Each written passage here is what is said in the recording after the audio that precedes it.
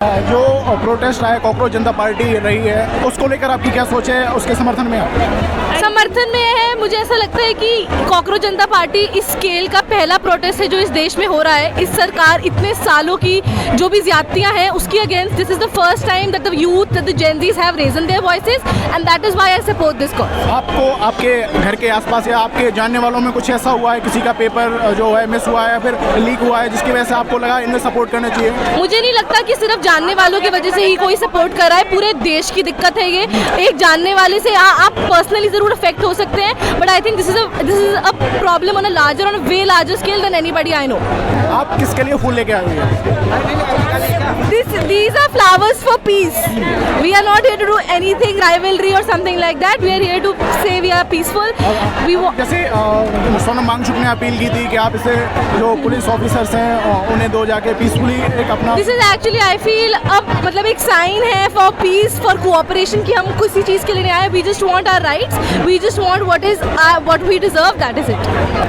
आप भी फूल लाई थी, आप किसको देने के लिए लाई थी? For piece and for nothing else. जो भी है कि जो गवर्नमेंट जो अकाउंटेबल और ट्रांसपेरेंट नहीं है, I think government should be held accountable and transparent for their views, for the things that they do, for the deeds that they are doing. They should be accountable, they should be held accountable. Sonam Wangchuk ने जैसे सोनम वांगचुक हैं जो काफ़ी popular हैं पहले से, उन्होंने भी अपील की है कि पीसफुली ये प्रोटेस्ट है और काफ़ी हद तक रहा भी है। हाँ। आपको क्या लग रहा है कि कई लोग ये कह रहे हैं कि गवर्नमेंट के विरोध में एक तरीके से युवाओं की आवाज़ नहीं है, ये विदेशी के बहुत बाहर पहले से एक क्या माइंड सेट कह लो सेट किया जाता है। अभी बहुत सालों से चल रहा है जब से ये बीजेपी गवर्नमेंट आई है कि गवर्नमेंट के खिलाफ क्रिटिसाइज करना is just being anti national. No, it is just we as people as youth raising a voice against the unaccountable people जो पावर में है और जो बिल्कुल ट्रांसपेरेंट नहीं है अपने किसी भी चीज़ को लेकर। They have not done any press conferences. Education minister है, इतना बड़ा स्कैम हुआ, but they should have said something, they should have come to the television, they should be accountable to people. वो कह रहे हैं कि हमने CBSE के जो डायरेक्टर थे और जो NTA के डायरेक्टर थे उनका ट्रांसफ़र कर तो दिया है। उस ट्रांसफर से क्या है, जब किसी को अकाउंटेबल नहीं किया, एजुकेशन मिनिस्टर उसको आके बोलना चाहिए था, उनको आके बोलना चाहिए था कि कैसे बच्चों के साथ जो इतनी सुसाइड्स हो रही हैं, they mean nothing to them.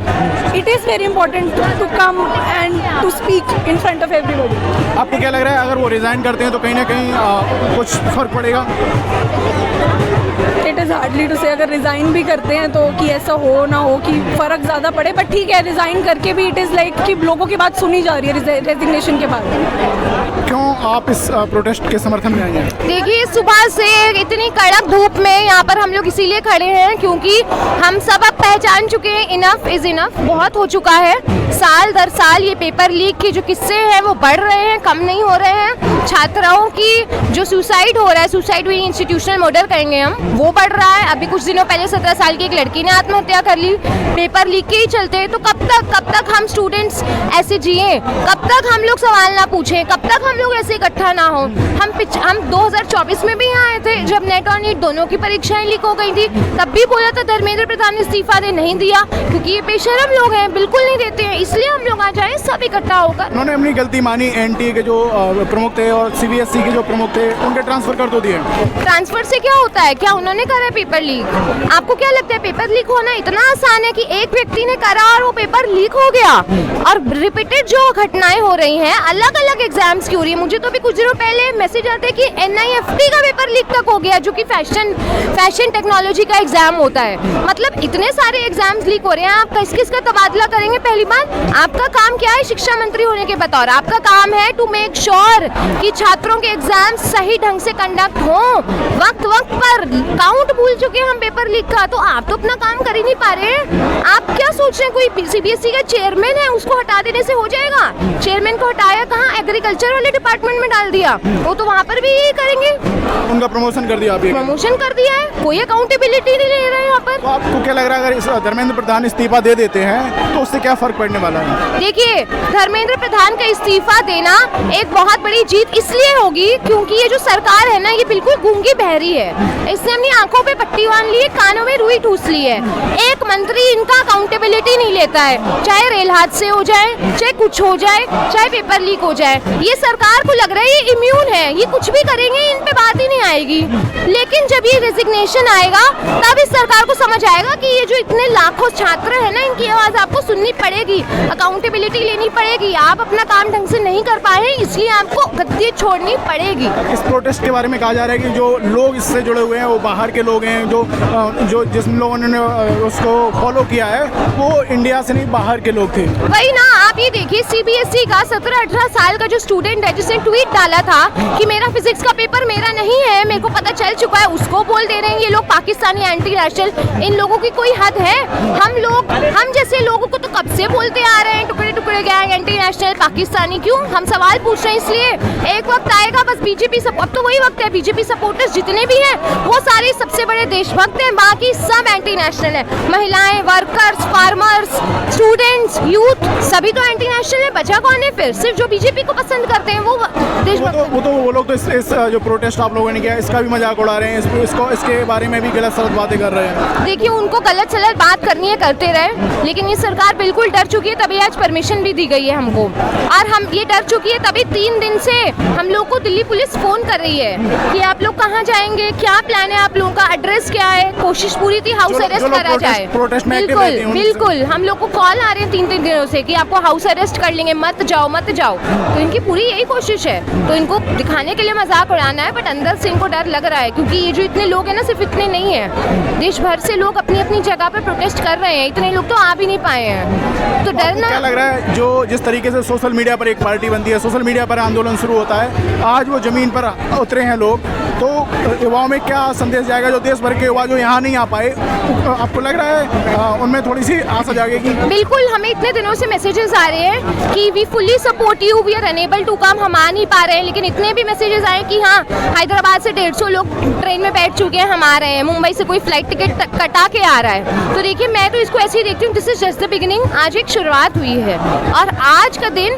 सही तरीके से हमारा गुजरा है, कोई मिसक्रिएंट नहीं आया है। मिसक्रिएंट्स आए हैं लेकिन उस तरीके से जो कोशिश करी जाती है सरकार द्वारा कि ये इनको वायलेंट कर दो या कुछ कर दो, वो भी नहीं हुआ है। तो इससे यूथ का कॉन्फिडेंस और बढ़ेगा, तो हम और नंबर्स में अगली बार आएंगे। अभिजीत दीपके और सोनम वांगचुक ने आज जो संदेश दिया, आपको क्या लग रहा है कौन सी बातें वहाँ तक जो पहुँच पाएंगे लोगों तक? देखिए बात यही है, अभी अगले सैटरडे का पूरे देश का प्रोटेस्ट कॉल भी दिया है उन्होंने, और सिर्फ उन 2 व्यक्तियों की बात नहीं है, यहाँ पर सारे यूथ की बात है।